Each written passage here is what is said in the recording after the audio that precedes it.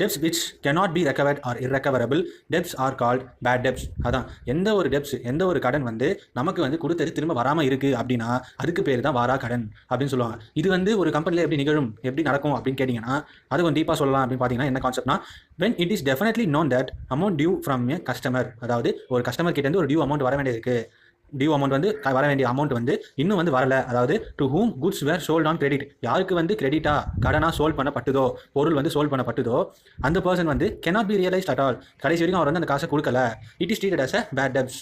So இது வந்து வாரா கடனாக பார்க்கப்படும் அப்படின்னு சொல்கிறாங்க. இதுதான் வந்து ஒரு கம்பெனிக்கான வாரா கடன் அப்படின்னு சொல்லுவாங்க. கம்பெனியில் வந்து ஒருத்தர் காசு கொடுத்துட்டு அது கொடுக்கல அப்படின்றதுக்கு பேர் வாரா கடன் அப்படின்னு வந்து டேர்ம் பண்ண மாட்டாங்க. ஒரு பொருள் வந்து ஒருத்தர் விற்கிறாங்க, ஒரு ரீட்டைலர் வந்து பல்கா பொருள் வாங்கிட்டு போறாரு நம்ம கிட்டேருந்து, அவர் வந்து மொத்தத்தையும் காசு வந்து அப்புறமா தரம்பா அப்படின்னு சொல்றாரு, கடைசி வரை கொடுக்காம அப்படியே வச்சுட்டு இருக்க, கடைசி வரைக்கும் கொடுக்கவே இல்லை அப்படின்னா அந்த ஃபினான்ஷியல் இயர், அதாவது 31 மார்ச் முடிகிற டேட் வரைக்குமே அவர் கொடுக்கல அப்படின்னா அன்றைக்கி அவங்க அக்கௌண்ட்டை முடிச்சாகணும். ஸோ அந்த அக்கௌண்ட்டை முடிக்கும் போது அவரோட பேரை வாரா கடனில் போட்டு வைப்பாங்க.